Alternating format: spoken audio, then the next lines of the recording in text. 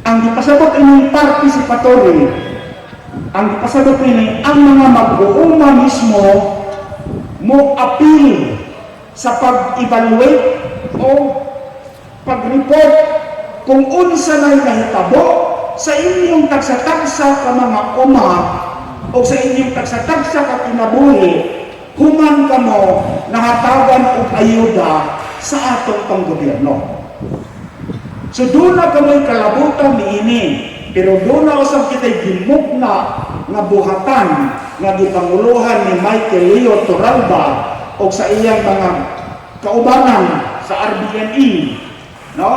Nga mao niya ang muhatag o husto nga reporting dito sa buhatan sa gobernador o sa sangguniang panaliligan kung nihalang ba ang atong gitabang dinhak kanyo. Ikinahanglan na mo ang inyong partisipasyon, mauna nga participatory monitoring. Kay kamo mo participate kamo sa pagmonitor sa inyong tagsa-tagsa kakaugalingon o pag-evaluate kung unsay resulta inyo dayong i-report sa probinsya. Para kami po naniya sa kagamhanang probinsyal, kanunay po ding madasigon na mudugang paghatag ng tabag nagturos diha kaninyo. Kaya kung pinili ang atong monitoring and evaluation, human sa pipila ka mga season sa planting, uyayog lang ihapon ang among gitabangan, nganong ato kung ipadayon, nawa magay epekto.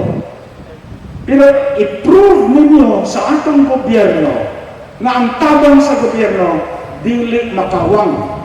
Ni asinso gyud mo. Aron kami po ni Vice Governor dire, maninguha po ni pangitag dugang pundo, aron mo hatag na po ni atong uban.